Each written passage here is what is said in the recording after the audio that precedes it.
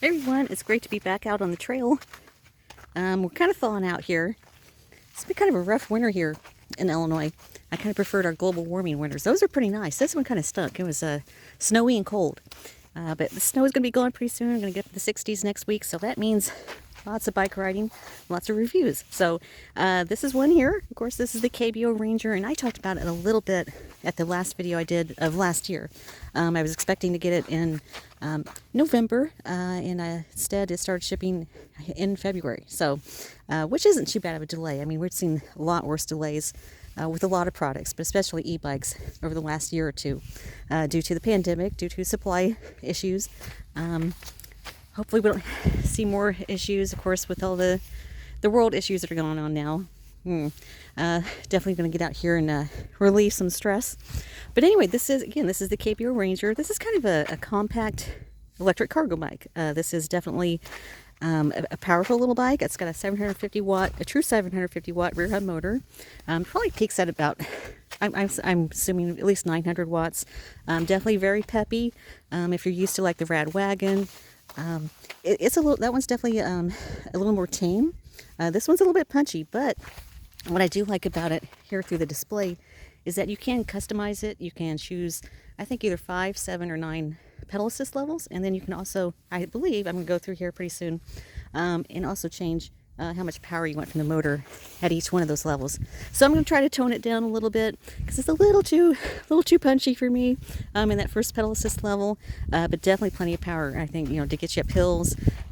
You can increase the top speed limit, I think, up to 25 miles per hour just using the throttle, I think.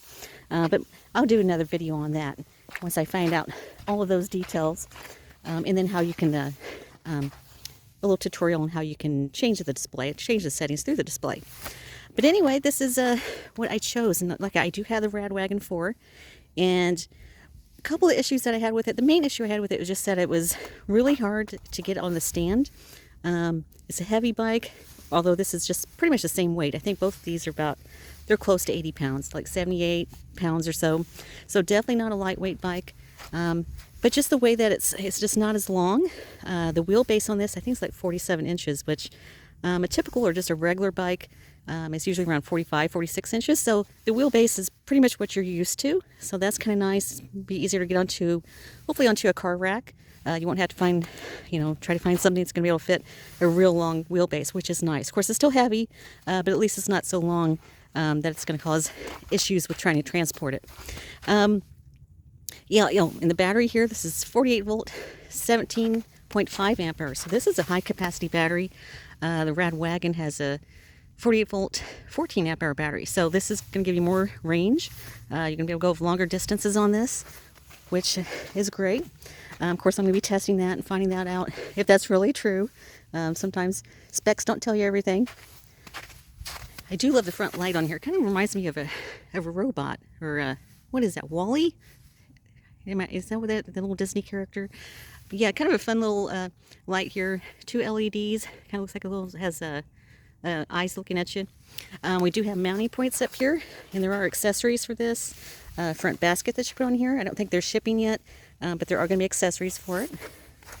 It does come with the running boards, so that's included with the price. $16.99 for this, which is great for that big battery, the big motor, the accessories here. Big wide rack back here. I think I measured it at 20 inches by 8 inches. So wide rack. Lots of fun things you can do with this. I have a seat coming for my grandson. I'm going to be mounting on there. And then a basket. Most of the time I'm going to be riding without the running boards because I don't need them if I'm just riding by myself. And they are easy to remove. We've just got 1, 2, 3 bolts that attach. So real easy to take that off. The assembly on this was super easy, very straightforward. Generally, all I had to do, or not generally, all I had to do is attach the running boards with those 3 bolts, put on the front wheel, the front fender, the light, and attach the handlebar. And that was it. So very simple to assemble, so I definitely wouldn't worry about that. Something I'm going to be changing is I'm going to get a new seat, one with some better springs to it. There's no suspension to this, so it's going to be a little bit rough ride, but it's not too bad. I think if I deflated the pressure here it'd give me a little bit better ride. It's not bad as it is, but I think I'd rather, reduce the range just a little bit and just have a more comfortable ride. We do have mechanical disc brakes. They are Tektro though, so not some knockoff cheap name brand here. And these are 180 millimeters. Right now they're kind of squeaking and squawking. That's kind of typical of new brakes. Hopefully they'll break in. If not, there are things I can do to kind of tone that down a little bit or address that. This is, of course, the orange frame. It does also come in cool gray, which I really like too. I kind of went back and forth on which color I wanted. The gray looks really classy, I think, but I love this for the visibility, just the safety of it. Speaking of safety, it does have reflective sidewalls. That's really nice at nighttime. Bright light here. It does have a rear light with a brake light function, so when you apply the brakes, it flashes. I love that especially if you're going to be having a passenger back here. You really want to think about safety. And a big part of that is just that the center of gravity on this bike is really low. You see that the frame, really, it looks pretty good. For a cargo bike, I think this is a good looking bike. But a lot of the weight is directed lower in center, which is what you want with a cargo bike. Charging port up here. Of course, the battery is removable. Comes with a 3-amp charger. Adjustable seat clamp here. Kind of a strange size here for the seat post. I believe it's 33.8 millimeters. So it might be a little bit difficult finding a suspension seat post. I'll look into that. So yeah, just kind of a strange size there. Oh, and the fenders. Yeah, it comes with fenders. And they have definitely been put through the test today. I've been through mud, snow, ice. And there's some spray back here. But I've been through a lot. The bike's been very stable, even through the snow here. Kind of like road tread tires here, so definitely not an aggressive tread. This definitely isn't meant for off-roading, but it was doing good through this. Didn't notice the bike slipping at all, and they are quiet, so that is great. The motor isn't too quiet, like a 750-watt motor.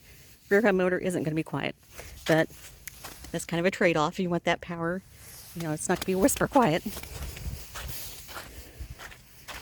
We have a twist throttle here, 7-speed Shimano thumb shifter. Got the rubberized grips here for comfort, and also you're not freezing your hands when it's cold like this. I did attach a mirror here, and it attached perfectly. I've had issues with that with a lot of bikes, but there was plenty of room here to attach a mirror, which was great. Love the display on this, right in the center, bright. And one of the advantages of having the controls over here and the display in the center is that it frees up a lot of space over here on the handlebars, so you can get a mirror. Got a bell. Good sound to it. Good location. Don't have to take my hand off the grips. Got faux leather grips here. Kind of an ergonomic place to put your palm. Take a look at the stem there. Of course, I got the key in. I don't always keep that in there, but I got it in there right now. Well-go platform pedals.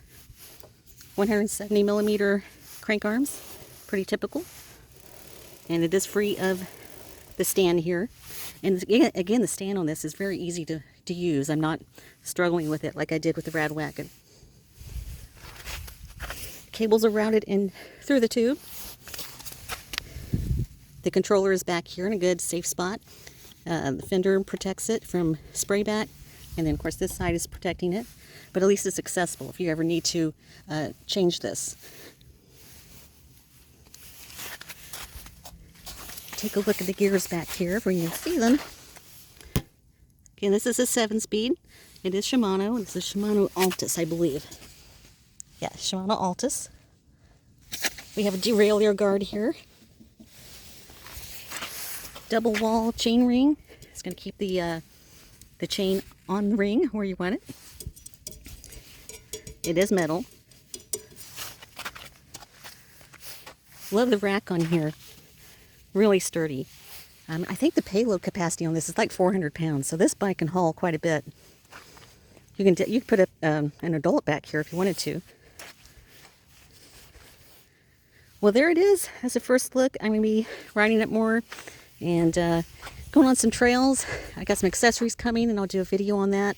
the things that I add to this, and just more to come. Happy with it so far. I'm just happy also that it's finally thawing out. Well, this has been a long winter. Anyway, I hope everybody's doing well. Try to stay safe. Yeah, I know it's kind of difficult right now with everything going on in the world, but hang in there. We'll get through it. Thanks everybody for your support and for watching. I enjoy doing this. It's just a lot of fun. See you next time.